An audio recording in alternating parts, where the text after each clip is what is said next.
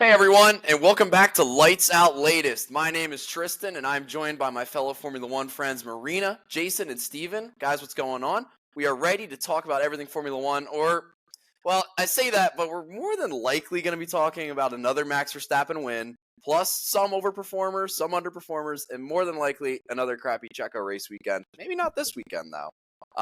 But hey, whatever all that, let's just jump right into it. Well, before we start into the actual weekend, I want to talk about some things that have been happening behind the scenes for a couple races now. We saw last weekend in Mexico, Max had to have security because because of online threats, the team deemed it necessary for him to have security. He also got some of his family security as well.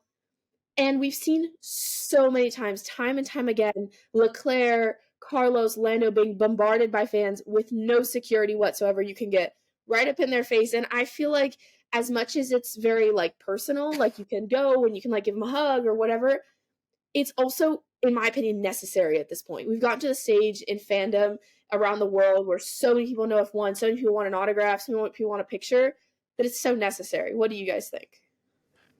Yeah, I think it was Mark Webber that was talking about this, is that the drivers have become almost too accessible. I mean, I get it that the sport is growing and you want to give fans more access, but before Roger Federer or Nadal or whoever goes plays Wimbledon or the French Open or wherever, fans aren't in their face. They're not being interviewed. They're not being asked questions.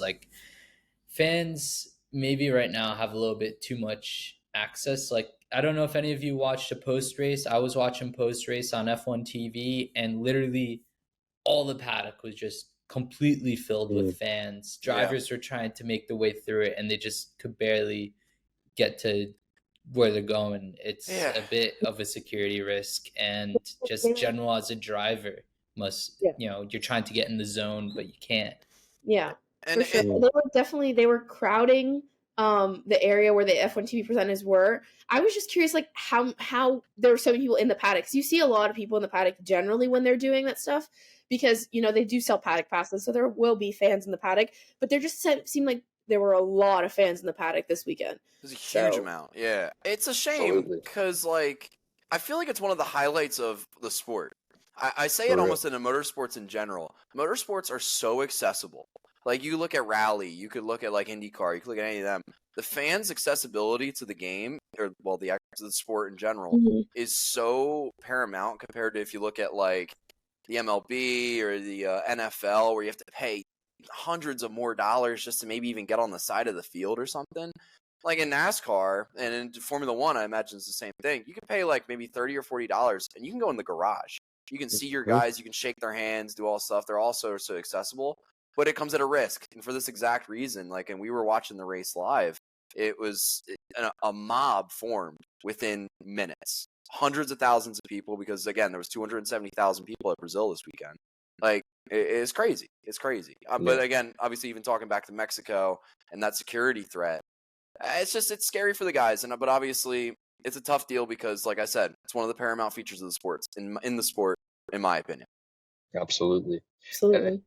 I think they do definitely need to move to security now. I mean, at this point, it's just becoming, as you said, just dangerous for all the drivers and even, the pit crews and everyone with the team really, it just takes one incident for it to, just snowball and just go really, really bad, And it ain't hard to make it tougher. You know what I mean?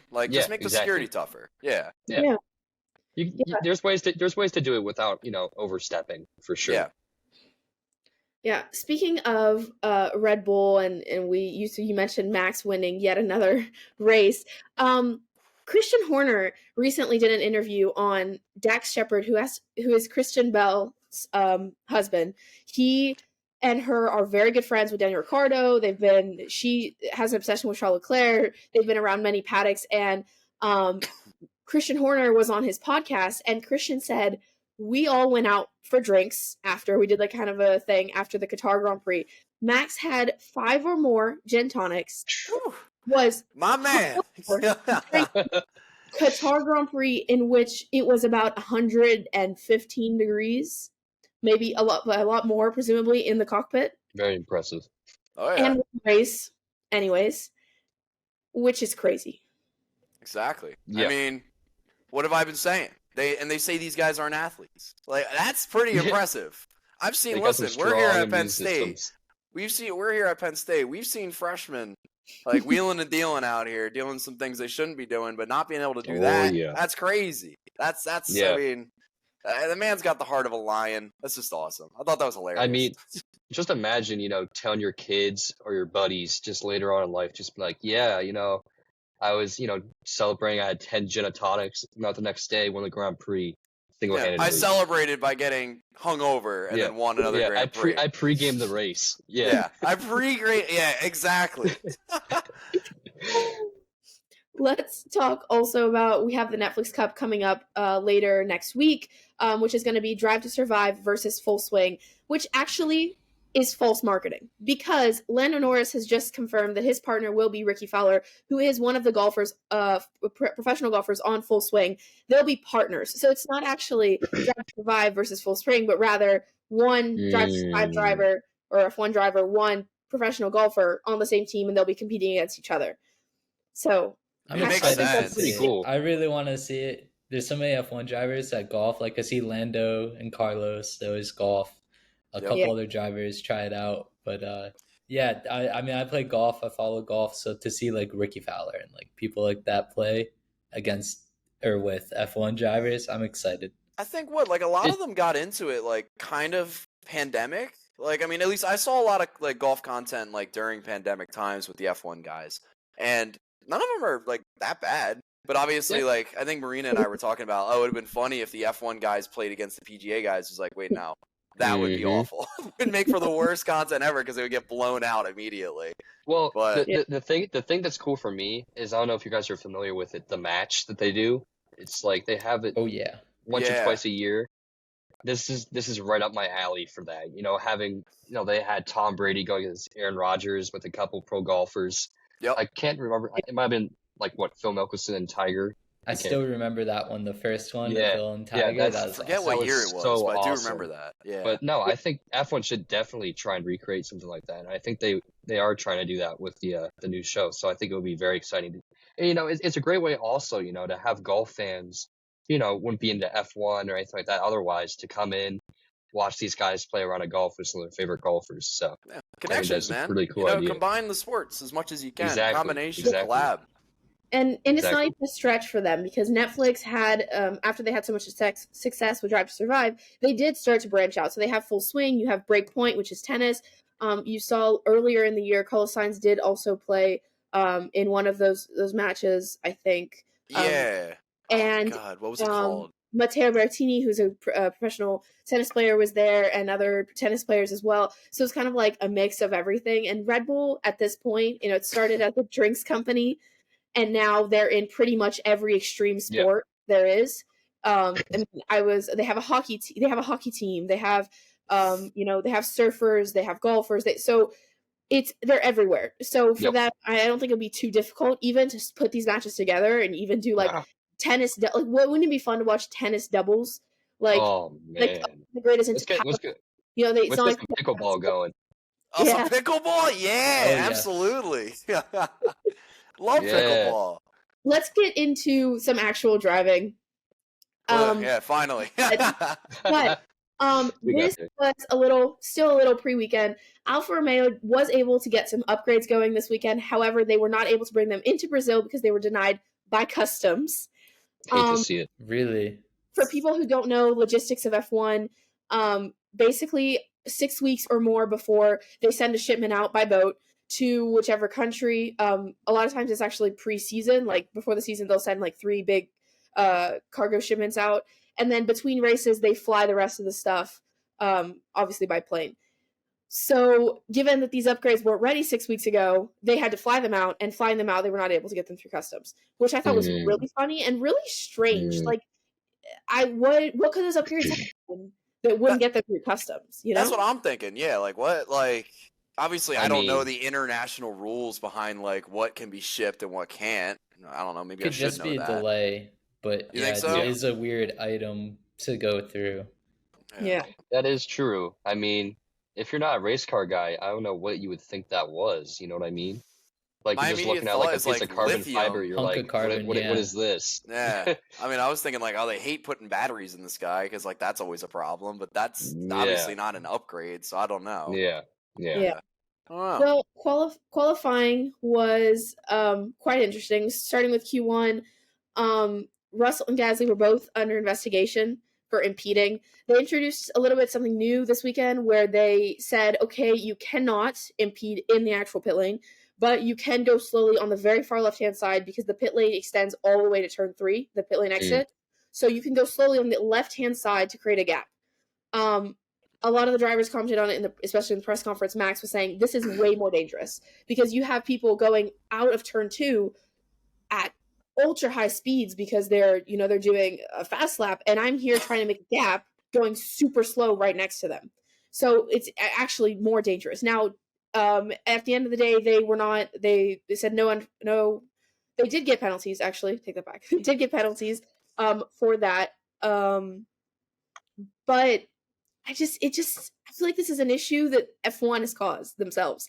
Like, it doesn't seem to be an issue. Like, they're penalizing for no reason, in my opinion. What do you guys think? Yeah. I mean, in terms of, I think it's kind of dangerous. You know what I mean? Just like, I get the sentiment behind it that like you're allowing people to overtake and stuff like that.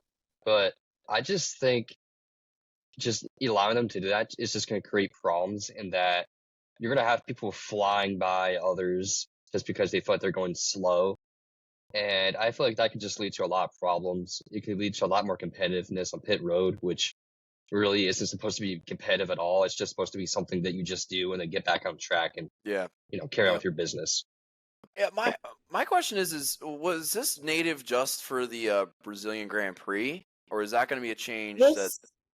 This rule, I'm not sure because it's very specific to the nature of the pit exit at Brazil. Yeah. So I don't know if they're going to have it carry on, but I definitely think that their stance on impeding in the pit lane and not being able to make that gap there in that pit lane at the exit, I think that will remain for the remaining races. Checks out, I guess. I mean, I don't know. We didn't really see any problems, I guess. Maybe we just got lucky. Who knows? But obviously, you put something into practice, it takes some testing to understand whether or not it actually works or not. So I was surprised to see all the overtaking. I didn't know that was even a rule change. And I was watching qualifying, seeing all the drivers overtake on exits. I was like, oh, that's happening. See, I know you could overtake going into the pits, but I didn't know about the change going out. I thought I saw F1 literally highlight Max Verstappen doing it, but he was the one that was like vocal. A lot of people thought it was legal, but it is legal to overtake at the exit of the pit lane as long as you do it safely. Okay. I don't know that he was doing it safely. If I'm being honest, I think that was a little bit risky. Also, I think there was an incident between George and one of the Ferraris. I think it might have been Carlos today that looked pretty iffy. It's just so narrow right there. To get two cars through there, I feel like is pretty difficult without causing some kind of collision or any kind of damage on the cars. Yeah. My question is too is like what does safe pit overtaking look like? You know what I mean? That's a great question. Because I just feel like by its nature, like you just see and you're like, oh, okay, they can do that. But like, wow, that's close. You know what I mean? I think it's like a lane that has 2 or 3 lanes, like IndyCar and like NASCAR. That's okay. Like it's there because they have all the room.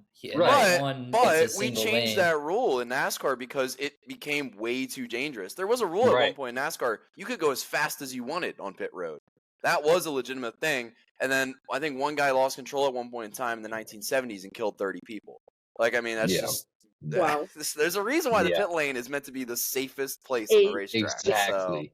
So, they have a speed limiter, and we've seen many, many drivers last week, get penalized for that. Well, at the end of Q1, Daniel Ricciardo and Yuki Tsunoda, both AlphaTauris out of qualifying. Both Alfa Romeos, Valtteri Bottas and Zhou Guanyu also out, and Logan Sargent, unfortunately. Q2 was interesting because drivers weren't really able to improve on their second lap, unlike most times. Usually on their second lap, they'll go much faster, there's track evolution, but the wind changed quite a bit, and that caught a lot of drivers off guard. I want to shout out Lance Stroll, too, because I think Lance Stroll had an amazing weekend overall, but more importantly, a really, really great qualifying. they were on used tires in Q2 for his second lap, and he still improved, I think. So the guy had a great weekend. I mean, obviously, I don't want to skip ahead to the race, but he finished top 5. I mean, Aston Martin in general had an amazing weekend. Solid rebound weekend for that team. But yeah, seeing him perform in quali was amazing. It was the highlight of qualifying to me. Obviously, qualifying was so weird with the weather and everything like that. But at the same time, like that was the highlight to me. Young kid, obviously, and we literally just saw, what was it, like 2 weeks ago, where he was so emotional in his interview because he had just qualified like what, P19 or something, and he was like, just like, I don't do this, like yada yada. And now it's good to see. You don't want to see anybody being bad. You want to see everyone do their best and have a good weekend, stuff like that. Yeah. And it was cool to see him in qualifying really like step up in his own way and perform. It was awesome. Yeah. I think it had a lot to do with just his mental state going into this weekend, and how also how Thursday went for him. Thursday there was some kids from a Brazilian organization that were around the paddock, and the pictures that came out that Aston Martin took, Lance, I've never seen him smile so big in my, like, I've watched Formula 1 for 5 years, seen him all 5 years. Every weekend they post 30, 40 pictures, their stories. I've never seen a smile like that on Lance Stroll's face. He has spoken before about wanting kids and about loving kids. So I think that also set the tone for the weekend really well. I mean, he put him in a good mood, and then he was just able to take everything out of the car over the weekend. But Nico Hülkenberg, Kevin Magnussen both knocked out in that session. They started P11 and P12, but Kevin Magnussen was originally P14, knocked forward because of the penalties that Esteban Ocon had for causing collision with Fernando Alonso, which was quite a moment. Yeah. Alonso on a slow lap and Ocon on a fast lap. I felt like Alonso gave him enough room, but Ocon had a slight twitch, lost the car just a slight bit, and they ended up colliding, taking both of them out of qualifying. It happens. That's like the worst crash you can have, I feel like. You're just minding your own business, and you're going to pass a guy, and you just overcorrect just that one tiny bit. Go whoop right into the other guy. You're both out of the session just like that. It's just especially when it's like non-competitive type of crash. It's not like you're racing for a position, and he's no stranger to crashes there. Uncompetitively, Ocon was getting lapped by Max, and they collided. What was that? 2019, 2018 free race. I mean, Max was lapping him, and he was like trying to unlap himself. Yeah. And Max, I love that clip from the garage after. And they're like, they've DNF'd and they're weighing themselves, and Max is like about to punch him. He's like, I'm going to kill you. Like I'm in a Red Bull, faster than you. I'm lapping you, and you just come and boom, take both of us out. Yeah. Like, come on. Well, it's funny, we bring this up just because I think being a lap driver is an underrated responsibility in motorsport. Like, so much can go wrong for you, and you can screw up another person's race just like that. I mean, if you're not being respectful and you're not kind of like knowing your place in the race, like like you can easily just ruin someone's day as well as your own. Yeah, it's a huge responsibility for them, but also for the engineers that are letting them know, hey, you're being lapped, you have blue flags, you got to let them through. We saw was it Austin, where Lewis was getting so close to Max. I want to say it was like less than a second, and then they came up on lap cars. Max was able to get through super quickly, but Lewis was held up by Daniel Ricciardo and some other drivers getting lapped. So they didn't fully fulfill their responsibility, to just let them through. But also, it just kind of happens sometimes. It's where you are at the track when you come up on these cars. Yeah. But let's talk about Q3, because Q3 is when everything kind of went down. The rain came, and it came in hard and fast. They were able to get out and do that one lap, which meant Max Verstappen did take pole. Yep. Leclerc was P2. Lance did clinch the P3 like we did talk about earlier. Alonso P4. Lewis P5. Russell was originally P6, but he did get a penalty, meaning he started 8th. And Lando did go up to 6th from 7th because of that penalty. Sainz up from 8th to 7th, and Perez and Piastri rounding off the top 10. Piastri spun in qualifying, which didn't allow him to set a better lap. But the rain was crazy. And Fernando Alonso said, it's night. Yup. Yeah, it sure looked like it. Yeah. Yeah. He said, it's night. It's like someone changed the weather settings in Forza. Oh, yeah. It was 104-kilometer-per-hour winds plus the rain. Even blew a roof off of a grandstand, which was super scary for a lot of people. Yeah. But the best part for me was the video that Jason sent in our group chat, which was the people on those grandstands saying, "Tá tranquilo, tá tudo bem," like it's in Portuguese, which is it's all good, we're chilling, like it's great. And he's like he's sucked by the wind and like there's rain falling. Yeah. And there were some other videos also of like it was fully flooded, like people had to like lift their legs to like walk because it was like there was like this much water on the floor. It's also crazy to me that drained so fast overnight. Drained so fast. And first of all, that shows the heart of the Brazilian F1 fans. You let it pour, let it rain. We're gonna be here, and we're happy about it. I thought that was pretty cool. I love that. That's actually a great point. Just because that very easily could have affected the race today. You know, if it didn't dry out that quick, like they could have had a slick race, and that would have made for at least a little bit. Yeah, definitely washed off the track. Some of the rubber and some of the grip. I heard a lot of drivers complaining of extra degradation of the tires. That's probably why the track was so, they call it green when it's not rubbered in. Yeah. And the rain could definitely wash it off, make it a green track. Oh yeah, absolutely. Changes the dynamic of the race. Yeah. Well, let's move on to sprint qualifying. It's like mini qualifying number 2 of the session. I've spoken about sprint races. I'm not a huge fan of sprint qualifying, but nonetheless, we did have some. I do want to clarify because we mentioned this earlier. We did mention the crash between Esteban Ocon and Fernando Alonso. That was during sprint qualifying, not during qualifying. So just clarification in case that I do want to talk about why drivers, for people that don't know, why drivers don't go out at the very beginning of the session. Because I feel like people might be at home watching and like, why are they sitting in the garage till there's like 5 minutes left and then everybody goes out at the same time?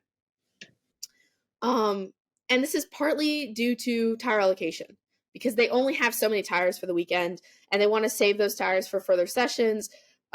Especially because, and this doesn't make any sense to me, and let me know if this makes sense to anybody else. We have more competitive sessions in a sprint weekend than we do in a normal weekend, but we have one less tire. They have 12 tires in a sprint weekend and 13 in a normal weekend. Thoughts? Wait, what? Really? Is that real? Yeah, that's true? One less. They have one less tire. I don't know why that is. I mean, you would almost think they would have more since it's more racing. But so, forgive me if I'm like just very dumb, but why isn't it in sets of 4 regardless? Like, why is it 13 That's tires? A good point. Like, there's like, they get like 2 hard tires. They have like 8 softs, I think, and 3 mediums, something like that.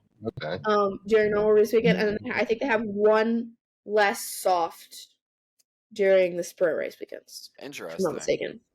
Did anybody ever say why? Like, I haven't heard any explanations as to why. They are trying to move on the side of sustainability, so maybe that's why. It's like 1 less tire per car per weekend. Yeah. I know that's why they have sets of tires. Yeah, I know that's why they have set allocations now. Like 2017, 18, you're allowed to just choose. I remember seeing it every week posted. Oh, this driver chose this many soft tires and that many mediums, and this driver chose a different number of soft tires and mediums and hards. But now they standardized it, and overall there's less tires to make and ship just for what you said, cost and sustainability. So makes sense. It is odd though they just do 1 tire. It just feels like that doesn't do anything. Yeah, that's kind of where I'm getting tripped up. It's a tire set. It's not like it's just a single tire. Yeah. That's 80 physical, like 1 tire per sprint weekend times 6. That's like 240 tires. That's quite a lot. That's fair. That's fair. I just don't think it will make the impact. Like, if we're talking sustainability, that's not going to make the impact to actually be significant. Right. You know, if they did it over every race of the year, maybe. Yeah. And maybe at some point we'll get some type of clarification on why we have 1 less tire with more competitive sessions. It could be to do with during a free practice session, you would maybe use 2 or 3 sets of tires, whereas during a sprint race, you're only going to use the 1. That's probably it. Yeah, because you don't have Yeah, there's the sprint qualifying also has the mandatory tire allocation, so you have to run mediums in SQ1 and SQ2 and softs in SQ3. So maybe that's also why, if you have SQ1, SQ2, if you're running on mediums, they don't degrade quite as much. So maybe you only need one per each of those sessions or tops 2. So you kind of go down. I don't know. Formula One, it's whack. That makes sense to me. You still have the same number of sessions, just you use less run time. Like in free practice 2 and 3, is longer than what sprint qualifying plus the sprint race would be. So I guess one less set. I could see where they're coming from. Yeah. Well, perfect example of that was during SQ3. We didn't see a single driver come out of the garage till 3 minutes, 45 seconds left on the clock. And then everybody came out at the same time. Common theme, though, was that the Red Bulls came out first, always first. For every session, SQ1, SQ2, SQ3, even back in qualifying, they were always the first ones out. And I think it's really, they just want to set the session, especially Max. Max was always the first one on track. He wants to set the tone. He wants to get his lap in just in case there's a red flag like we saw in at the end of qualifying or anything like that. Do you think it's that, or part of me almost was to say, and I don't know if this is necessarily true, determining the tire wear off in F1, but let's say the Red Bulls go out first, obviously the most dominant cars in the field, and their tires are on the track, they're laying down slightly bit more rubber. Like, I don't know, maybe the other cars would get more grip from that and have a better chance of pulling up a better time than they do. I think there's a lot of elements. Obviously, I'm not going to say that I'm definitively right, but like that was the first thing that came to mind for me. Possibly. Yeah, maybe. I mean, if they're faster and they're confident that they're faster, they don't need the other cars to lay down all that rubber for them. Exactly, that's what I mean. I think they just know, like, sense. Yeah, we're better than everyone. We don't care. Of everything, the engineers really have this down to a science. Oh yeah. And I saw a tweet today that was like, we talk so much about Max Verstappen, Helmut Marko, Adrian Newey, Christian Horner, but we don't talk enough about Hannah Schmitz, who is the chief engineer at Red Bull. So she, her GP, they work so hard to get this perfect. And we talked a lot about Checo not thriving, actually in the seat of the car, but Red Bull has had a flawless season. We talked about this while we were watching the race, Steven and Tristan, we watched the race together. Red Bull hasn't had a single reliability DNF all year. Yep. Yeah. Not one. That's what I was saying. Yeah, that's what you and I were talking about that big time. Because I had said that is arguably possibly more impressive than the amount of wins that they've had. Because fundamentally, at the end of the day, that shows the repertoire of that team. It also shows the repertoire of Max. Because I said an amateur can get put in that car, right, and still reasonably perform. Possibly even maybe not an amateur, but let's say you put like a Yuki Tsunoda in that car, and he could reasonably perform, possibly even win a championship in that car. But would he DNF? More than likely. We've seen Yuki Tsunoda obviously having some struggles with that this year. Max is resilient. He's right to the edge. He cuts it like a knife. He just amazing race car driver, but at the same time, he has not let that car get out of his hands once, and that car stayed in one piece the entire season. It's pretty incredible. What it reminds me a lot of is Scott Dixon from IndyCar. That's a good pull. That is a good pull.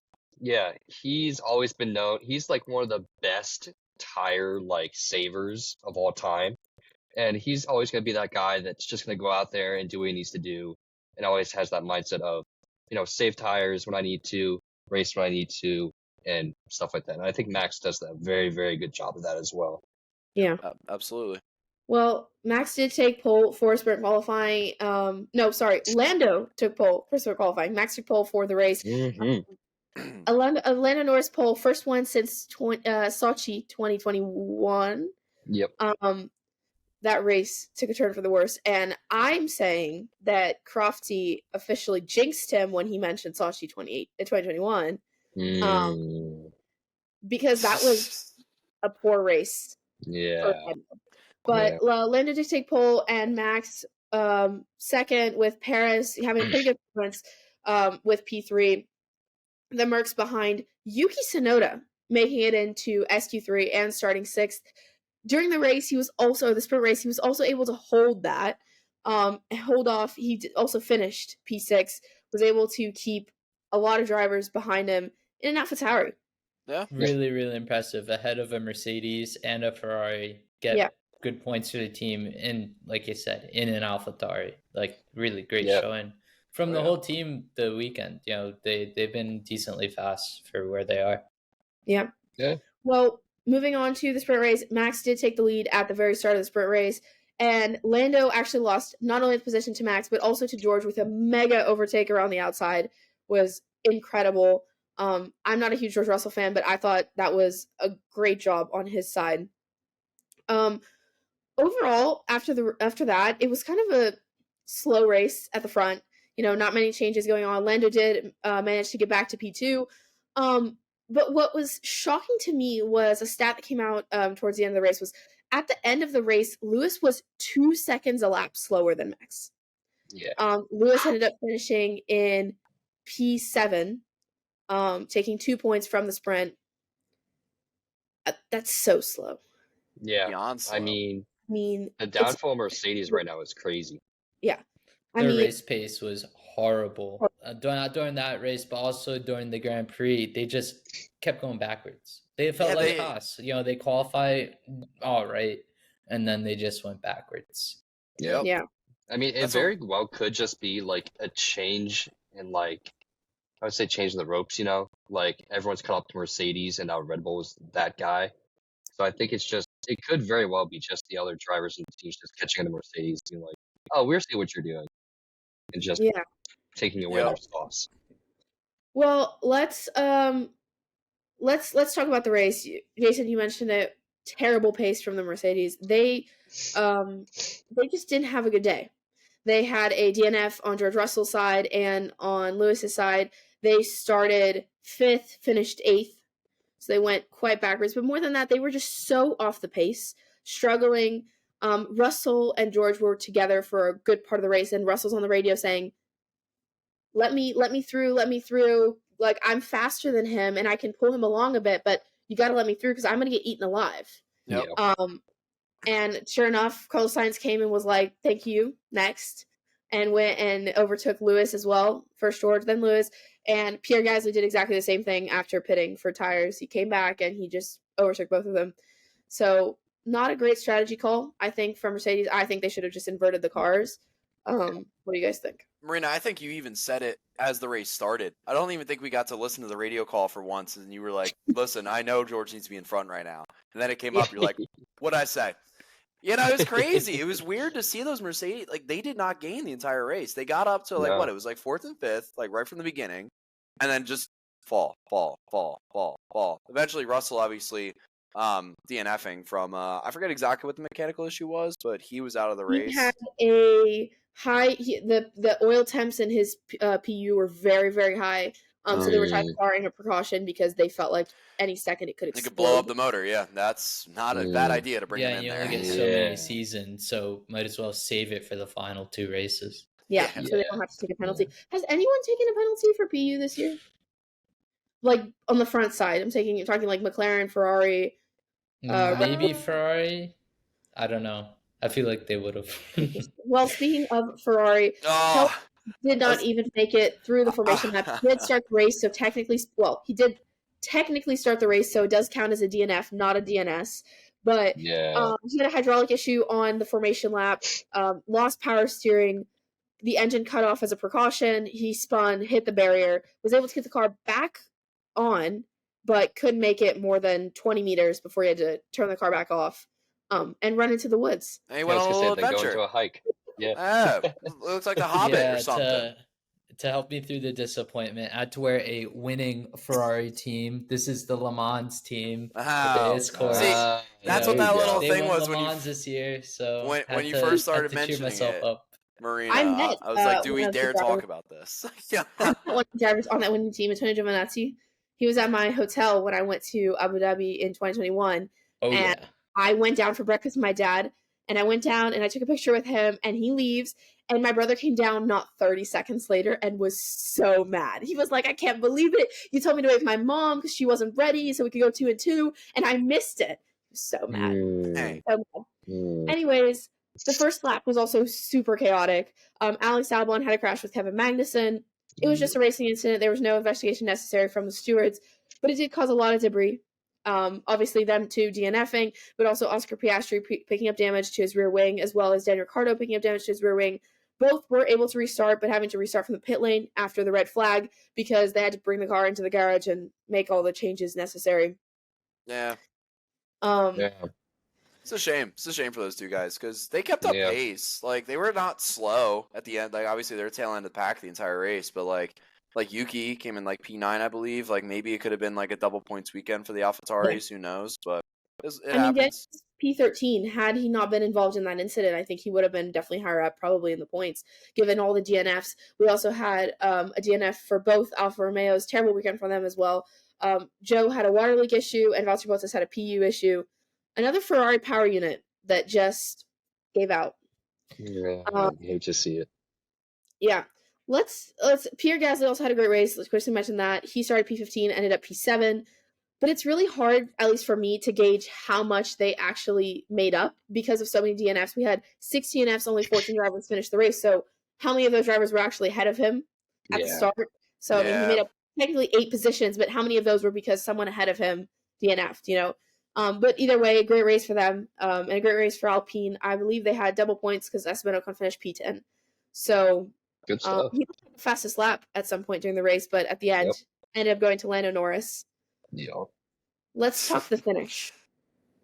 The finish. Quite the last lap. I wish we recorded us watching that finish. I don't know if I've ever seen someone more excited for a finish. Yeah. I mean, hey, that was the excitement of the race, just because you had Max out there probably close to 8 seconds out in front there, and then you had, not Daniel Ricciardo. Oh my gosh, Fernando Alonso, taking over in the final.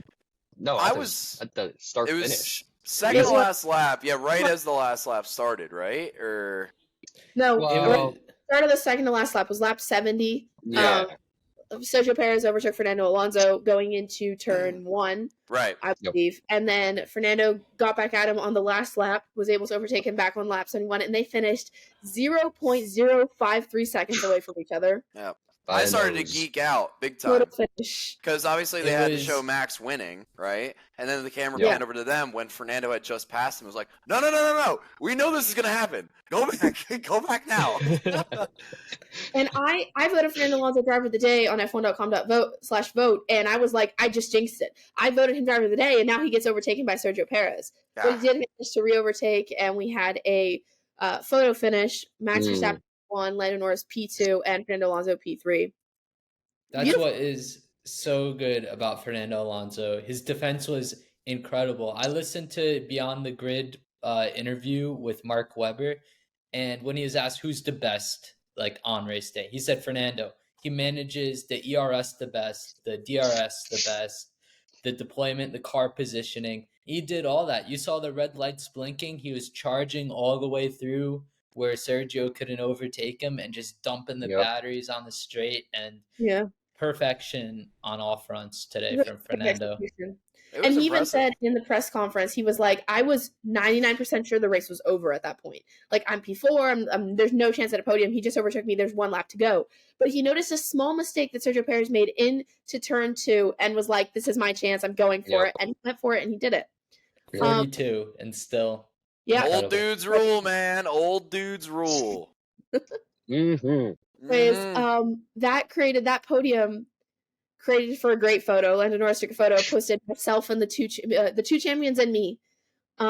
Such a nice photo. That was so iconic. I thought it was sad. I thought it was really cool, but it was really sad because Lando said "and me." Come on, man. You're gonna get yours eventually. It's all right. For Lando. Yeah, no. I mean, or as soon as the McLaren is fast enough to put up a fight to Max, because at the moment, again, we talked about this before the kind of during and before the race. Is like most drivers go into the race saying, unless Max DNFs, there's no way we're winning the race. It's not unless Red Bull DNFs. It's unless Max DNFs, there's no way for us to win the race because he's just so on top of his game. He's not making any mistakes. You know, he's going for it only when he needs to. Like on the first lap in Australia, he didn't go for it. He was like, let y'all just do whatever it is you want to do. Cause commotion, and I'm just going to overtake on track. He knows he has the car to do it, and he's just being patient, which is not a typical Max Verstappen characteristic for people that have been watching F1 for a while. Everybody called him aggressive, too young, and he's proven everybody wrong. Wisen up. I mean, honestly, that's the makings of a great race car driver. If you know you've got the wheels under you to make it happen, and you don't have to do nothing flashy on lap 1, that's pretty good right there. Yep. Unlike Sergio Perez, race car driver, and a record-breaking season. Max Verstappen did break another record this weekend, a record that has been held by Ascari since 1952. Greatest or highest win percentage in a single season, 77%, and we're not done with the season. We have 2 races left. He's run 17 out of 22 races. And he also officially passed Alain Prost, winning 52 races last week. He equaled him with 51. This week he passes him with 52. And he has the chance again to equal another win record, as Sebastian Vettel had 53 race wins in his career. So just dominance on dominance on dominance. Yeah, that's all you can say, really. You can say. I mean, dude literally has a passing grade as his win percentage. Like, that's impressive. That's really impressive. It is really impressive. So funny. Yeah, C+. He's getting his way to a B. Exactly. Soon enough. All right. We'll get there. Well, let's talk very quickly about the spectators. They invaded the track, and the F1, what is it, commission or whatever? FIA, F1, yeah. No, the track, people in charge of the track were called to the FIA. I haven't seen any news on that, but usually it's some type of reprimand or a financial penalty or something. They just let him on the track before they were officially supposed to. Let's close off this this podcast with 2 things. First of all, let's start with everybody's driver of the day, and then we'll do the quote of the day. Who wants to start for driver of the day? I got it, I guess. Go ahead, Steven. Let's see. I'm gonna go Orlando. I'm gonna keep it simple. All right, Mr. McLaren fanboy. Okay, we get it. Hey, don't be surprised if I was gonna say we're gonna hear Max Verstappen in a few seconds anyway. It's all good. No. But no, I mean, in all honesty, I mean, for a guy to not have the greatest quality sessions and then to come into the race, get into P2 immediately, and just coast and just keep that position is impressive. It's really impressive, especially considering the competition he had around him, you know. I mean, and McLaren is a good car. It's not a great car, but, you know, he gave Max a fight, and that's something you don't see a lot considering he's won 77% of his races. So for him to do that in a car that isn't quite as good as Red Bull or like that, I mean, that's just really impressive in my mind. I mean, I've been looking at it from a biased perspective. I just want to give my man his flowers. No, you're not wrong. You're not wrong.